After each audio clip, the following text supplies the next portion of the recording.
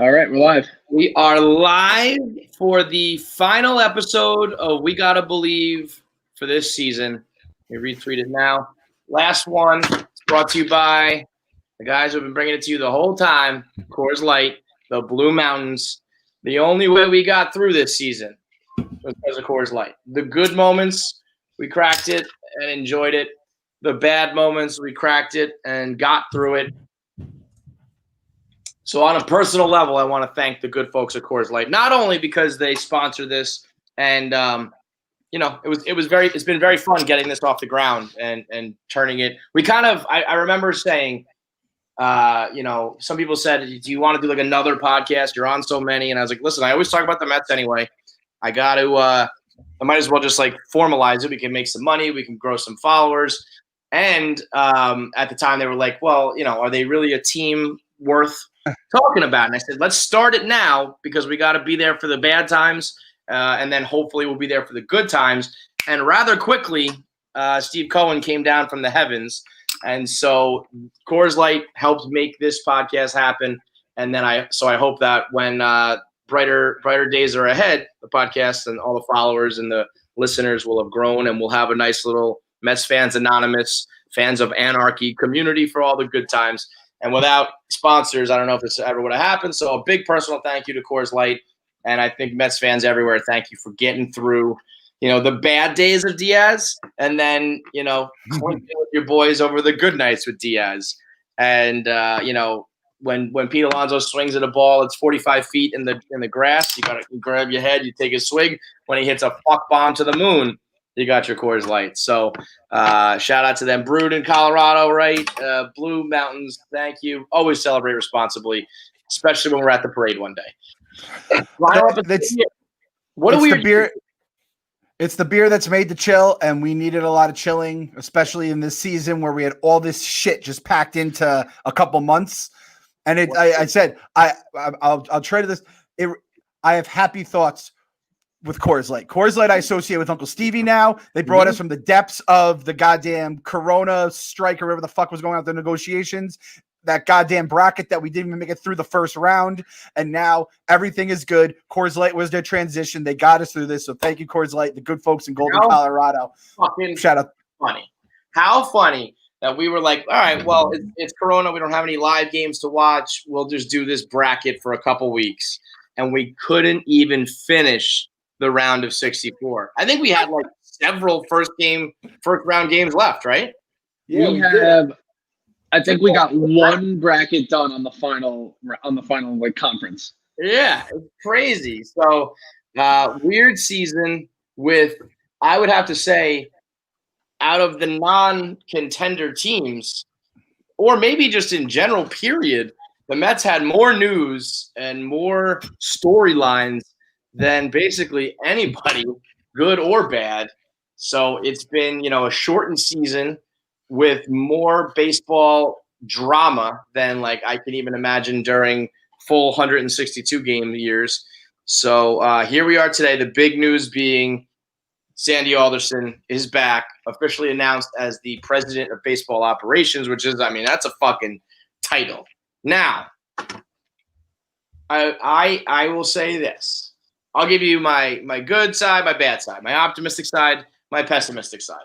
Number one, optimistic side. Sandy Alderson with money is when Happy Gilmore learned how to putt. He had the power game. Now he's got the short game. We have always said Sandy Alderson is a money ball genius. He gets something out of nothing. He will maximize your okay talent, and you can put together a regular season contender. And if you ever gave Sandy some money to couple with that knowledge and that mentality, theoretically, you should have, a baseball genius. So there's that. I think that's good. I think it's good that Steve Cohen must like this guy, as a minority owner who was in the picture. He knows Sandy. He likes Sandy, clearly, if the very first thing he did immediately was bring him back. So I like to have owners on board with management, and like there's harmony, right? The pessimistic side of me is saying, should we really be retreading anything from Mets past. You know, like part of me wants to just move on, leave everything in the past, even some of the good things, even the guys we didn't really have problems with. We need to turn a new page, new leaf, all those cliches, full speed ahead with some sort of, from top to bottom, I want new, innovative, dynamic, never thought before, never considered to be that, you know? So I don't know. Where are you guys? Is this all good for you? Is there any hesitation in your heart when it comes to this? When it comes to Sandy? For me, it's not, again, the retread stuff with the Mets. We've talked about that a million times. It's Todd Frazier coming back. It's Jose Reyes coming back. Roger Cedeno, if you want to go back. And everything always gets worse the second time, significantly worse. I just feel like Steve Cohen, he was minority owner at the Mets. He knows a lot of these people that he's probably dealt with. He's probably like, this guy knows what the fuck he's talking about. And obviously, Sandy's a super respected dude in the industry as well. And the fact that he was probably like, these fucking idiot Wilpons are handcuffing him. And, I love that. I like what Sandy did. I thought he brought in good players. Obviously, there was a lot of shit that went wrong along the way at the end there. But whenever you heard his quotes, it was always like, I'm doing, with our restraints or with our challenges, with the stuff. And it's like, that shouldn't be the case when you are the general manager or baseball czar of a New York baseball team. And he got what he could. He got us to the World Series. Everyone that's been a consistent contributor on this team, pretty much everyone we love now, is a Sandy guy. You know what I mean? I mean, that's huge because it's like, part of me, feels like we built this thing and we had a run in 2015 and then the window slammed shut. And it's like, not really. He was already retooling. He was already getting the Zach Wheelers and building towards the future. And to the point now, you look around, this whole offensive core are his guys. So if he was given the rope, it wouldn't have been just like a fluke. We put together one good year. He was in the process of building a steady winner. And I think it's good to be, he's being rewarded for that. And I love that there's a little bit of shot to Jeff because Sandy and them were at odds. And it's like, all right, first thing I'm doing is bringing back the guy you stupidly got rid of. Ultimately, I will always trust Steve Cohen with everything. So all good. But this is like the first time that we're going to get Sandy like full tilt, everything he wants because he's the guy. So like I saw an article today from The Athletic that he asked for more analytics people to be hired full time. They only had 3 guys in the analytics department when he was here. And they told them, no, we don't have the money. Go hire interns. The most important part of your front office is analytics. That's what every single company, every single franchise in Major League Baseball relies upon. And we had interns and 3 guys that I'm assuming were crammed into a cubicle in the basement. So like, I'm not going to get mad because those guys are gone. It's just like, okay, whatever. Terrible. It makes my blood boil. But okay, we're fine because that is, we've moved on from that. And that is insanity. But okay, good. My thing was president of baseball operations is a big deal. I thought it was going to be more like I said, Omar's going to do international scouting and he does domestic scouting or whatever you fucking call it in-house. But director of baseball operations, I do get a little worried. Sandy's like 100 years old. And by the way, in good health, I guess, good, happy about that. But at what point, even if you are a good baseball mind, and even though he was early on the analytics train, is he going to be behind in any other ways? Are there new young guys who are taking what he built and his way of thinking and going a step further, whereas Sandy's still locked in? I don't need a 2003 Moneyball team. I'm not looking for that. I'm looking for a 2023. I'm looking for 2030. I want someone who's very forward thinking. And I trust Steve Cohen wholeheartedly that, if he's making this decision, that it is a guy who's got his eyes on the prize and the future. But, it just gives me a little bit of trepidation that it's like, what if he's still trying to do things from the past when he should be thinking about the future? And I think that's at a level. I mean, there's whoever is officially the general manager, is there going to be any confusion? Is it going to be like, I'm the young buck, I'm up and coming finance wizard, I'm 26, I'm the GM. Do I have say, or does the 75-year-old baseball lifer have say? Who overrides who? does Sandy take a back seat? Does he do it willingly or does he secretly do it begrudgingly? Like, it just can open up a can of worms that I don't know if is the best thing. If it was just like, here's my new team, 3 or 4 guys, all from .72 or sack, and they're going to run the show and they're going to kill it together. Part of me had that allure in my mind, and obviously that's not the direction we're going.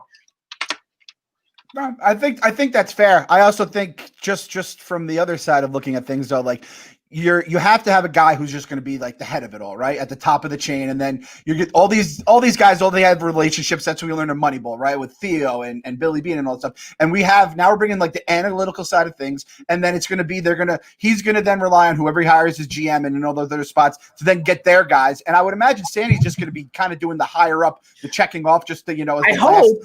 Yeah. But we don't know, Yeah, of course not. And we're not going to know anything until they make the more hires. And I still think, like, whether it's Sandy getting his guys to firing the guys, or Steve Cohen, who probably has been thinking of this shit ever since, last year. So Steve Cohen's been thinking about this for a year now, ever since he thought he was going to get the Mets the first time. He knows his I want to know what 22-year-old from Brown he has, who's his numbers guy, who's fucking, going to be able to, through algorithms, and go Goodwill Hunting on the entire game of baseball. This shit's easy for me. It's easy for me. Yeah.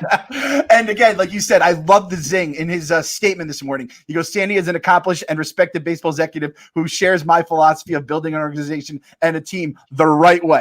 Such a fucking cannon at fucking Jeff Wilpon's dumb fucking face. I loved it. So, like, Moneyball, the team's already built for Moneyball. So, like, it's based on maximizing the 3-run home run, base runners, not stealing, not getting picked off, not being a fuck up on the base pass. Well, yeah, we need to work on that. So they need to fix that. That's the only thing we need to fix. But, like, the core is there. So, like, if he can find those little diamond in the rough guys in, like, the bullpen, or, like, go get a big outfielder. But this is what I mean. I don't want that anymore. Like, we're not. I want to think bigger than that. You need the diamonds in the rough, but like, Sandy comes from a place of like, that's what he's doing because he had to do it. And I just hope that he also knows how to operate with like the big bucks. It seems easy to just be like, here's the blank check, go ahead. But there's an art to that as well, like knowing who to sign and who's worth the big bucks. And I just want there to be a little bit of a shift of mentality of like, we don't have to scrape by here, Sandy. Make sure ultimately what I'm happy about is like, they're happy. Steve's happy. He wants him. We're good. But I just, in anything, in any sport, when you have like a new regime come in, you want everyone to be a part of that new regime. And you don't want like whoever comes in is going to be like, well, Steve and Sandy already had like their own connection, and I have my connection with Steve over here, but are we all going to gel? And like, he likes me better than him, or he listens to him more than I listens to me. Maybe that doesn't happen, but that's on the table now because we hired an old person, a guy from the previous regime. Seems a little bit unorthodox to me, but this is just fuck it. In Steve we trust. El Jefe, the ball. You do what you want, boss.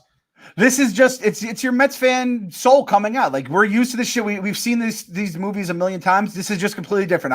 You have to believe. You got to believe. Mm-hmm. We got to believe. I mean, just again, we've seen it with the Red Sox. You see it with the Cubs, and this is what you do when you build an analytics team with a wallet, and again, I'm using the I word, infrastructure. We're going to build this shit. The scouting is going to be done right. International shit's going to be done right. And Steve Cohen, of all people, the guy, like, it's the thing about Moneyball. It's not about just, the on-base. It's finding the undervalued assets. Steve Cohen, Mr. Black Edge himself, he's going to find that shit, and he's probably going to do shady shit to find those black edges and ensure we get them. That's what you need. You need the ruthless motherfucker. Yeah. Can I also say highly speculative that Sandy is just being hired to push through the owners' votes. So 75 years old, he's going towards retirement. I wouldn't put it past Steve to be like, oh, look, like, this guy's going to help me usher myself through the door, and then I'll show you out the back door on your way through. I didn't think of it like that. That's interesting. You need he gets the votes. We have him for a year. Yes. Yeah. Okay. I like that. Also, I think it's a sign.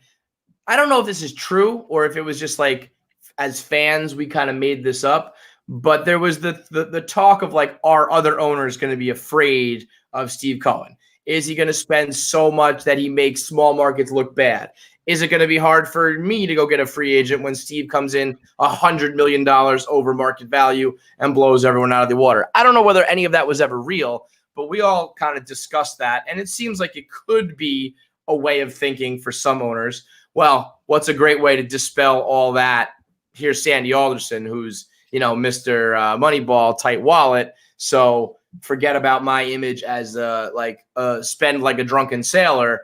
We've got a guy who, is very frugal. Could be. Maybe it's all those things. Maybe it's everything combined. Maybe Sandy. I mean, this was quick. He did this very fast. It makes me feel that either it's one extreme or the other. It's either like it's a gimmick to like just get this deal done, or it's like he's perfect. He's everything I want. He checks all those boxes and is the right guy for the job. But either way, in Steve we trust, as always. Some fucking asshole chirping me today. There's only been one team who spends like and does the homegrown development and sees the sustained success. You're not the Dodgers. I said, you're goddamn right we're not the Dodgers. The Dodgers don't even win World Series, brother. So I'm sick of the comparisons. We're not going to be the Yankees. We're not going to be the Dodgers. You've never seen an owner like this in baseball, ever. Never seen it before. He's going to be different, whether it's good, whether it's bad. Yes, Gary Cohen, we know. Yes, Andy Martino. The future is the future. We can't possibly know what's going to happen, but it's going to be different. So stop with the Steinbrenner and the Yankees.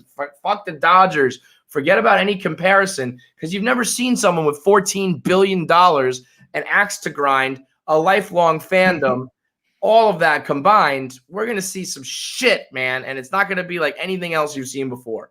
The only thing I hope does hold true is that when a big market franchise gets a new owner, they go win a World Series. Put it in the books like every single fucking time. Or I guess in the case of the Dodgers, it wasn't a World Series, but it's incredible amounts of sustained success. So that's the only thing I hope history does repeat itself. Everything else I think is going to be brand new. And that's part of why, Sandy kind of made me go, oh, wait a minute. I was expecting a whole new revolution, and we went with a familiar face. Gave me a little bit of a pause. But that's because, again, Steve Cohen is not going to just be like, I'm here for we're going to flip the tables over and go crazy. He's got a method to his madness, and that was the first step. So, he's going to comparisons. This is what it is. Steve Cohen is going to take the Mets, who may not be the nicest looking thing, a little disheveled, let's be honest. He's going to give him a nice little fucking makeover. He's going to cut the hair. He's going to throw the gummies in, and it's all going to be fine. We're going to become better. It's the same fucking person. Honestly, it's just going to be better because Steve's going to do it the right way. Steve Cohen is Erica Fleischman. I am the Mets. I was gross. I was disgusted. I was balding, and I needed help. And I was about to be on the big stage. I was getting engaged. I was going to be married. And Erica Fleischman came in. She swooped in. She purchased the franchise. She bought me for $2.45 billion, whatever it was, and she's overhauling it. Now, she kept my hair. Like, my hair was like Sandy. What's been there from the old regime, we're going to work with, and we're going to maximize it and optimize it and make it better while also growing a whole bunch of new shit, bringing in a whole bunch of new hair and new players, and we're going to style it up. We're going to dress it up, and you're going to be a whole new man and a whole new franchise. Erica is Finkel is Einhorn. Einhorn is Finkel. Finkel, Eric and Fleischman, Cohen. They're members of the tribe. They're good people. Shana Tova, Mazel Tov, L'chaim. Give us Heim Bloom, goddammit. Give us Heim Bloom, Boston. We'll give you international money. This right here is the hair cream. So, like, I've just been wearing a hat. It's kind of like, it's a little bit of a mess. It's easy peasy. You just rub a little in. You style it up. I push down the sides. We got a live creaming going on right now. For people that can't see in the pockets, we have a live creaming going on right now. A little bit of demonstration. See, I pull it to the side. They kind of cover up the receding hairline and the power alleys. And like, pow, I'm ready to go, babe. It's fine. From hat head to normal hair in one little squeeze of the Fleischman hair cream. They've also got the hair paste. They've got the hair gummies to help it grow. That's what she came on with me. And so we got to make sure you grow your hair and keep your hair because you're getting up there in age. We've got the shampoo and conditioner, which has a great scent. It's a very subtle scent. I don't know what it is, but all the girls who get their hands on it. Love the scent too. So it's not just for the fellas. The girls can get involved too. You can take the gummies. You need biotin. You want your hair to shine and look nice. You got to wash it and condition it. The sea salt spray, that works for both of us, guys and girls. You get a little bit of grit to it. It feels like you just walked off the beach and got out of the ocean. All of these things available when you go to FleischmannSalon.com. That's FleischMann, salon.com. Right at the top, you go to shop, and you can buy all these things. You can get them delivered right to your house on a regular basis, as frequently or as infrequently as you want. You can go a la carte if you only want one or two of the items. I recommend you just get all of them because you need all the hair care and you're going to need it forever. So you might as well sign up. When you use the promo code BELIEVE, I believe it is. Double check that for me, Kyle. 20% off. 20% off. Then when you do the subscription to get the deliveries, you get an additional discount.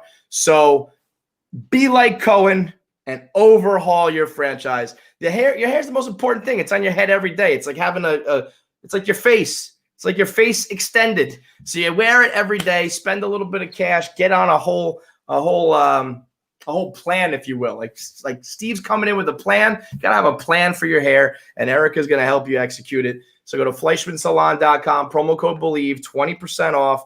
Get all the items, grow your hair, clean your hair, style your hair, do it the Fleischmann way. That's one more time, FleischmannSalon.com, promo code BELIEVE for 20% off. Believe, just trust in the professionals. Steve Cohen's a professional, his job. Erica's a professional, her job. We're gonna fucking make magic happen. Believe in it, goddammit. So the other thing is, like, just to go before we move on, is that this is going to be the first time ever in our Mets life that we're going to just have to worry about the product on the field and not all the other shit behind the scenes of them putting it all together. Like, I trust him enough with the pieces that we already have that if we're going to really buy into like this new Mets life, it's just the players on the field. You can't like look into the front office. Once they hire who they hire, I'm just like, Stevie's the guy, and it's time to just buy in 100%. Because I don't think he's going to hurt us the way we've been hurting fast. Make no mistake about it. This ownership is great for the Mets fans. It's great for the podcast long term in terms of having a team that's in the mix instead of having to like make chicken salad out of chicken shit. This is a disaster for us content wise. My blogs, I just don't have like, I can't just be like City Field's on fire again. I like that blog. I lose. That's 3 blogs a year. I lose it. We're fake killing people. We fake killed Yo. We fake kill people from the 69 Mets. We like, this is a catastrophe content wise for us, but you would hope that the wins and all the other stuff and Steve Cohen building a competent franchise from the bottom up and the top down, that is going to rule the day. And I have to shout out this tweet from our guy, Tim Healy. The Mets clinched a losing record for the 3rd time in 4 years and the 11th time in 18 seasons under Wilpon. Like, that's not missing the playoffs. Under 500 in a major market. That's almost impossible to do in baseball where you have an advantage.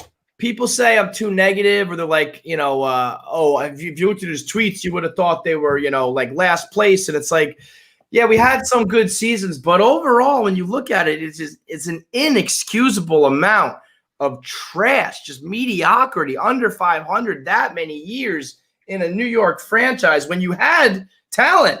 I mean, to have some of the names they had and didn't capitalize on it. I mean, it will forever haunt me that we had that starting rotation all combined for like $2.5 million. And never went and spent all the rest of the money on bats. Yeah. It's inexcusable. I love the beat reporters who are able to speak their minds now and don't have to worry about shit.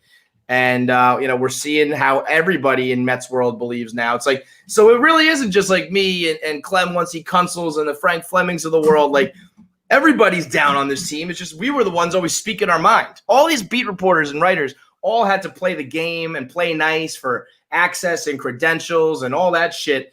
And really, if you ask them what they thought, they would be like, these guys are this team fucking sucks. We've just been calling it like it is from day one. And I hope that now we can lead the charge the other direction and tell you guys how fucking awesome it's going to be. But yeah, I mean, that is just 3 times in 4 years during, with guys like DeGrom and Alonso and like 11 times, people talk about, in 2015, you just went to the World Series. Well, look at every other season surrounding that, guys. It was always a fucking joke other than that. So It was Tinder. It was Tinder. They're throwing newspaper on and little flame and burst, and then it was gone. It never caught on the log, and that's what pissed me off. And I co-sign what you say, Kev, because I mean, we see it from home. We're fans. We see the stories in the newspaper of all the stupid shit that we're having to deal with in terms of a goddamn whole bracket of misery, right? All this stuff. Everyone knows the Mets have been comically mismanaged for years and years by ownership. The people who actually had to go to the stadium every day and probably had to like deal with them know even more than us. And the ones who didn't say a fucking thing. I don't want to see the books. I don't want to see like you go on your things. You guys were fucking just as complicit as anyone else who were fucking sucking their dicks and propping up. And we know those people too. The people who had Jeff Wilpon's ass up their ass as they acted like puppets the entire time. Mark Carrick, Buster Olney. Those are the people that can talk shit because they were talking shit when the Wilpons weren't even being rumored to sell. Those guys are the ones I want to hear. Everyone else didn't say a thing. I understand you're kind of in a bind. At Barstool, we can say whatever we want because we're not like, you know, buddy with the Mets and getting Wilpon favors and quotes and anonymous sources and shit. But everyone that didn't say a fucking thing, go fuck yourself. And any tell-all books, the only tell-all books I will buy are from people that have the receipts from fucking 2015 and earlier that were calling these guys out on their bullshit. Go off, King. Go up, King. That's Mark Carrick's my favorite because he was always telling the truth. And you knew like deep in his heart how he really felt. He was just one of us. He was one of us with a lanyard around his neck and a credential. That was the only fucking difference. Otherwise, he was just one of the guys who really could see this team for what it is. And that's what's so funny to me when I think about some of the young Mets fans or some of the optimistic ones who would always like you're the dummy. You guys like, and I'm happy to see everyone is speaking their mind because I hope those fans look and be like, shit, like even the best baseball minds or the beat reporters who are there every day, all of them can tell it like it is. All of them are like, boy, this shit sucks. So, you know, no, you weren't right all this time to support this regime. You weren't right to be like, no, we've got a shot. It's like, no, there was a problem and we ignored it for years. And fans like that are complicit because they're enabling that ownership. And all of it's gone now. But I just hope, I keep saying, I want the team to be overhauled, but I want a fan base overhaul. I want everyone to start thinking differently, raise your expectations, raise your standards, hold people accountable, and don't just give players, owners, and management a free pass when they're clearly underachieving. So, you know, it's and this season was the last season that you could be like, all right, maybe it's not the Wilpons. They missed the playoffs in a year where it's harder to miss the playoffs than make the playoffs with a fucking lineup that every single day was a professional lineup. And you could talk about, you know, Noah had again, this season was unreal. I mean, Noah has Tommy John surgery. The biggest, I mean, like Stroman had to be one of the biggest names to opt out, and then Yo too, which was a goddamn fiasco when it was all said and done. And that all starts with ownership and all that other kind of shit from the bottom on down. So you guys lost. All you Wilpon fucking apologists lost. It's an L. Now we go on to Steve Cohen. And if Steve Cohen can't fix the Mets, then it's truly rooted in this franchise. It's fucking just a loser franchise. One way or the other, I will be happy because we win the World Series or I truly give up. Because if Steve Cohen and $14 billion, lifelong fandom, axe to grind, eye on the prize, desire to win, all of that. If he can't turn it around, then there really is black magic and dark arts, and there's no point. So you can just be at peace with it too. Right. You're just at peace with it. You're like, we're the lovable losers, and that's just what we'll always be. But and we turn it into I either stop or you turn it into Wrigleyville, where it's like it's a party. The Rockies, everyone's just fucking high as shit out there. Like, there's ways to enjoy baseball if you lower your expectations and give up on the dream. So one way or the other, I'm good. Much like one way or the other, we will have the reigning Cy Young on our team. Trevor Bauer and his Cy Young run is brought to you by who? Draft Top, right? Draft Top, again, is like Steve Cohen. We're coming in and you chop the top off. Just sing, chop the top off, chop the head off, and restart and take it from an ugly can to a beautiful cup. Change it from the lovable loser Mets to the cocky winning New York City Flushing Mets. That's what Draft Top is. It's one of these companies that you take your Coors Light, and rather than being some peasant with your pop top and your glug, glug, glug, glug, glug, it's a device that just smoothly, cleanly chops the entire top of your can off and transforms it from a can to a cup. Now you say, why would I need that? First of all, high society, high class. Again, I don't want Steve Cohen level. Yes. Steve, you think Steve Cohen drinks out of like a pop top? For sure not. You don't want the glug. You don't want any of that. What you do want is a nice cup with a clean, smooth edge. You're not going to cut your lips or anything. Where, if you want to add a garnish, you can. Have you ever tried to put a lime or a lemon in your beer when it's in the mouth and you're squeezing it and you're trying to push it through and it's all like fraying apart? Not anymore. Now you can just squeeze it. Put it, yeah, that's Wilpon shit. Just trying to jam a lime into your can of Corona. Now you can squeeze it in, put it right there along the edge. You could even maybe garnish the edge with the little, maybe if you're doing a pumpkin beer, you put a little sugar, a little brown sugar around the edge there, and you can sip it, taste the sweet while you have your pumpkin ale. All that's made possible through a cup, not a can, and that's what Draft Top does, transforms it. Easy to use, slice it, pop the top off, and you've got yourself an entirely different way to drink and dress up your beer. Kyle, hit them with the what are the details? DraftTop.com. Promo code Stoolies for 15% off. That's 15%. That's a new promo code. I haven't seen that one in years. Stoolies. And it's DraftTop.com. DraftTop.com. Promo code Stoolies.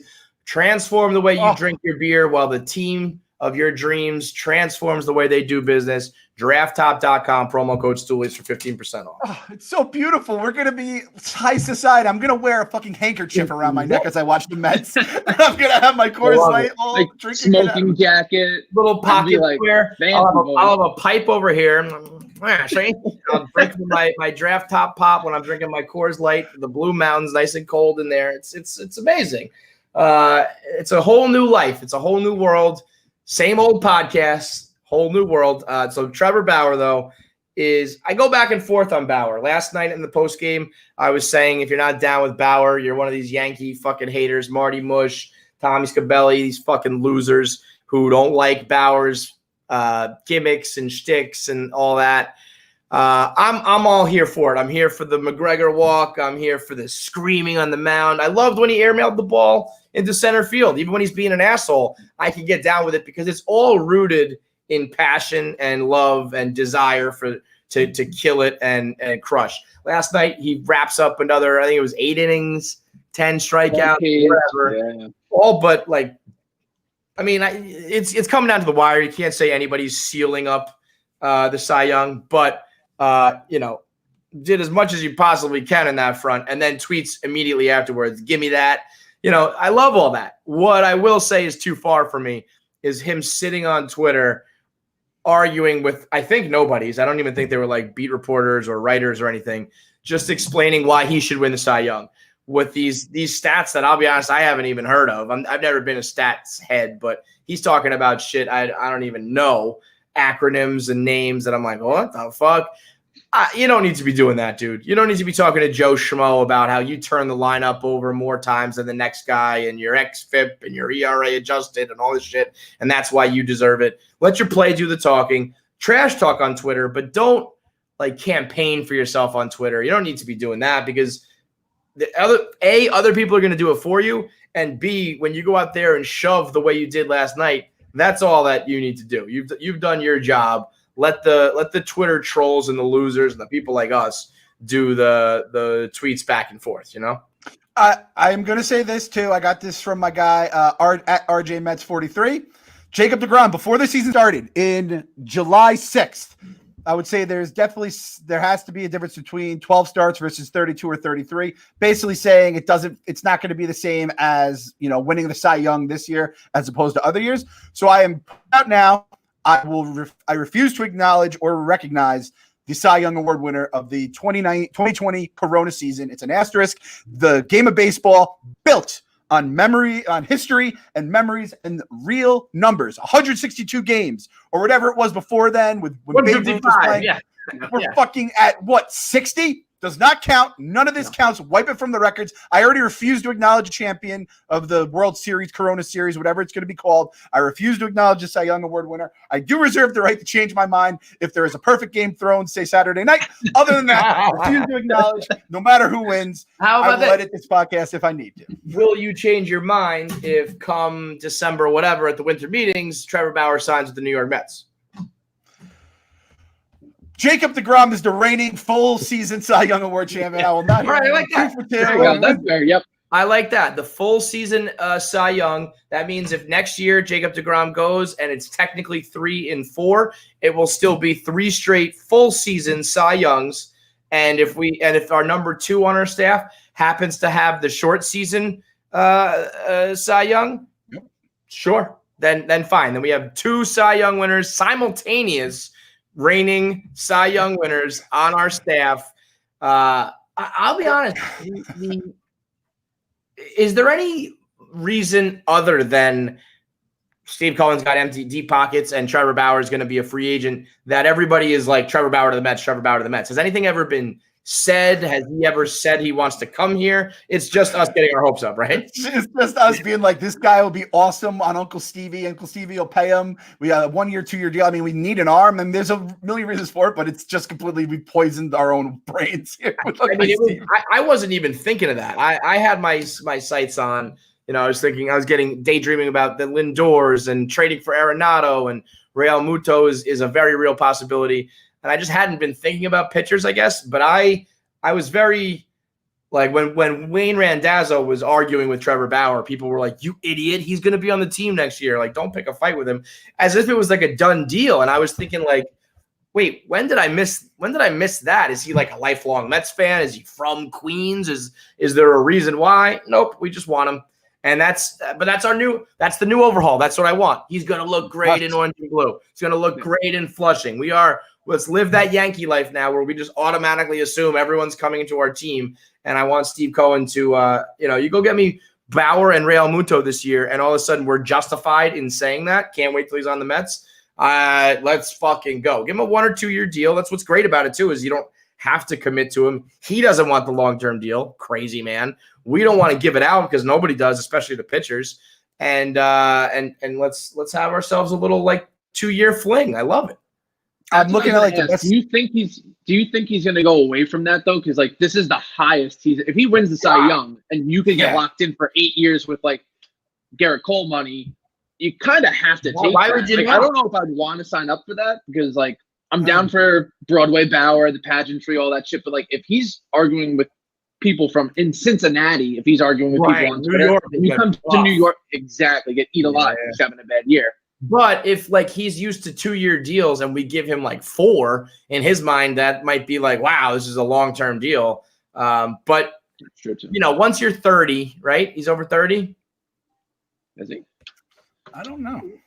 I thought he was turning 30 this year. Did I make that up? Oh, you better take the big. Yeah, he's 29 right now. Yeah. So like, at some point, I love that he bets on himself.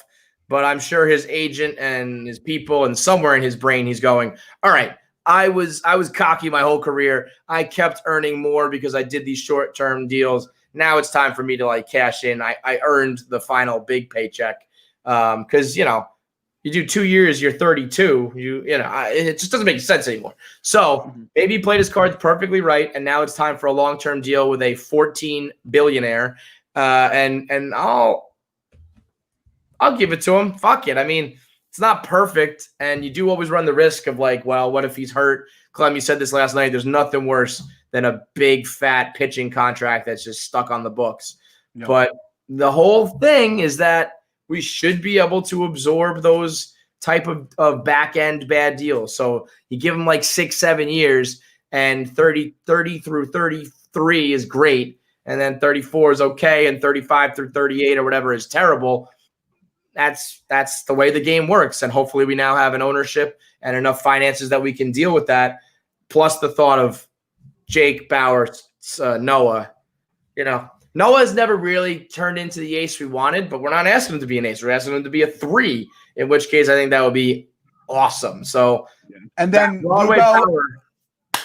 Broadway Bauer. Ooh, I like Put and it on this. the t-shirts. Bring the shirts. That fills in the vacuum of content. Like if Bauer throws a ball over center field, that's content. I can block that. I can work with Trevor Bauer here now. If we're buttoned up everywhere else. Bright Lights Bauer. Any other B's you got? Like, let's do it. We talked about this on one of the post games or whatever, but Jake faced like the 60% of the best offenses in baseball or something because the East divisions are so stacked this year, where Bauer is facing like 10% of the best running. So I have to say, like, the numbers are a little worrying me there if we're going to invest in him big time. And his again, I'm a Fangraphs guy, like FIP and XFIP, which are like the kind of like the new age ERA. Mm-hmm. His numbers aren't great in those. Like his ERA is 1.73, his FIP is 2.87, his XFIP is 3.22, where Jake's FIP is 1.99 and his XFIP is 2.43. So I mean, again, the voters may look at that. The voters also may be like, the old dinosaur voters will be like, I'm never going to vote for the guy who threw a ball over center field and is a crazy person for my Cy Young. Maybe they just give it to Jake as like kind of a Gold Glove Lifetime Achievement Award thing. Whatever the fuck it is, I'll take it. I will acknowledge it in that case. Yeah, but I also I don't think Bauer is like this lock to be this guy forever. He was the third overall pick in the draft, so he obviously has the talent, and I love him. But at the same point, like again, and then we fell to rotation with Lugo and Peterson. It's fucking nice, man. We're a contender right away potentially. Again, like it's not like you said, is it perfect? No, but the point is that we should be able to do this stuff. It doesn't have to be perfect anymore. We can kind of overpay, or it's a little bit of a square peg, round hole. Fuck it, whatever the reasoning may be. Sign me up, and who knows? Maybe he's not built for New York if he's complaining and arguing Cincinnati. Maybe he needs that. Maybe he'll rise to the occasion and the juice will be flowing arguing with like scumbag Yankee fans. I tend to lean that he does have the goods. I think he does have the goods. I think he's, he fucks around with the Rocket. He's on Morning Wood. He embraces Barstool. I think he's always, this season he's risen to the occasion. Whether you're in Cincinnati or not, it's like, you're on the big stage right now, and he's showing up. So Broadway Bright Lights Bauer, I think would be interesting one way or the other. You know what I mean? Like give me some juice, and we'll see what we got here. So that's great for his brand too. I mean, this day and age, I mean, he's obviously done pretty well being in Cincinnati, right? But you come to New York and I'm the Uncle Stevie Mets, and you want to, get your vlog out or whatever fucking media empire you want, the Bauer Outage media. Is it Bauer Outage? He has like a media wing already. Yep. I know. I remember when he did he's the one who organized that softball game in the preseason, or it ended up being a wiffle ball game, right? Like he clearly gets it. And I think if he wants to, get associated with us, we'll have him with open arms, open legs, shit. But like, I don't know, man. I could see him maybe taking a shorter term deal for still big money to be like, this will help me in the long run in terms of media presence and all that kind of shit. I'd take him. I would give me like 2 years in New York and then go get like a 5-year deal to wrap it up with the Angels and just go like chill in Southern California with a franchise that is forever going to stink and live out your retirement while still being like in the league, basically. Oh, him fighting Yankee fans would be so funny too. So much fun, right? They can't handle you on Twitter, and you haven't done anything. Your team always loses and blows up in your face, and you have them fucking screaming at air. So, oh god. One of my favorite things, two of my favorite things in this world are wings and boobs, and that's what Hooters has always been built on, right? Hooters. Clem, you mind do me a favor and take this one away for me? You want to do a little Hooters read? Because I don't have. Let me see. Well, I think you kind of hit it on the Hooters and the beer, the wings and the boobs. You can get some beers there as well. It's fucking. This is what life's gonna be. Life's gonna be nothing but just a nice afternoon at Hooters. Everything looks good. Everything tastes good. Everything feels good. Feel good, look good, play good. Whatever Dion's thing, it carries over to Hooters here. It's incredible. And we have football season coming up next. We get to actually talk a little about football season. You associate wings with Hooters and with football. We're looking forward to football season, even though we're a baseball I'm not looking forward to football season. I'm looking forward to the food. I'm looking forward to Hooters because I ain't looking forward to the Jets. You should not be looking forward to the Giants. Now, they are the sponsor of the Philly House. So if you're throwing around that money, you're on the Barstool Sportsbook app. You got your fantasy team going. Did you get your claims in this week, Clem? Any big waiver claims? I got Jerick McKinnon. He's facing the Giants this week, which I don't love rooting against my team, but I do have a 49ers running back. That's all you need is a Kyle Shanahan, a Shanahan running back. Anyone in the family, they have a running back. You want them on your team. I got them. I'm going to get some wings, some beers, and you can order online in the Hooters app. Curbside, you don't got to leave the car, which is great for parents. You know this. You don't want to have to go in. That was the one thing from this Corona thing. I was basically, when Sienna was young, I'd have to go to drive-thrus or get delivered in my house to get everything done. Now you can have it done curbside. Obviously, they bring it nice and safe. Don't worry about the Corona stuff. You go order online and in the Hooters app. Free delivery right to your house just in time for football season. Don't even got to leave the house because you don't want to leave the house, get caught up in traffic, and then miss kickoff. There's something about being there for kickoff as soon as Listen, we're a Red Zone podcast. Fuck Kyle and his goddamn Packers. He has a good team. We're a Red Zone podcast, me and you, Kev. We're going Red Zone channel from here on out. People are here to say, all the games on the TVs. You can't beat it. So you can order online or in the Hooters app. Get all your favorite rings and sides without leaving the house. Use code STOOL for $10 off any order over 30.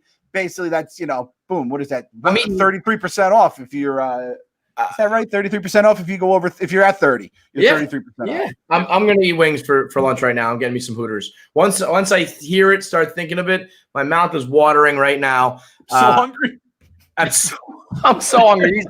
These lunchtime podcasts just absolutely kill me. I gotta eat because I gotta get in and do radio at 2. I'm not gonna eat till like 3:30 today. Oh my god. Kev, I got a question for you. Do you go breaded at Hooters or do you go naked wings?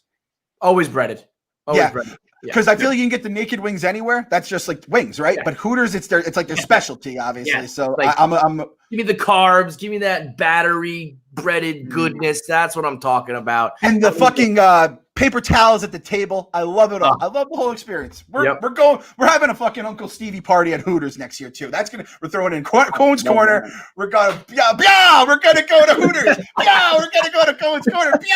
We're gonna go to McFadden's. We're going everywhere. We're taking over Major League Baseball. I love it. So we're wrapping it up here, wrapping up the season. I don't know, if something crazy happens next week, maybe we'll pop on. If there's big playoff talk, we can do that. But our watch here has ended. We ran our course. We were here every game for you down the stretch, especially Kyle and Clem. Didn't miss a beat. So to wrap up here, since we do love wings and Hooters, we'll say, what did you love about this season? Highlights of the season. My number one. I mean, if I think, okay, Dom Smith is number one. Number one, Dom Smith. Like that, just seeing him become this guy is it. But when I the first thing I thought of when you said that was Edwin Diaz's song. That was my number one. Edwin, you know why I think I'm gonna give it to Edwin, assuming that he can continue, because I am gonna put my money where my mouth is. I'm asking for an overhaul of the fan base and for everyone to change their mindset. That's got to start right here with me. You gotta walk the walk if you're gonna talk the talk. The old me would still be telling you right now that Edwin Diaz is bad. I would have dug my heels in. I would have stuck to my takes.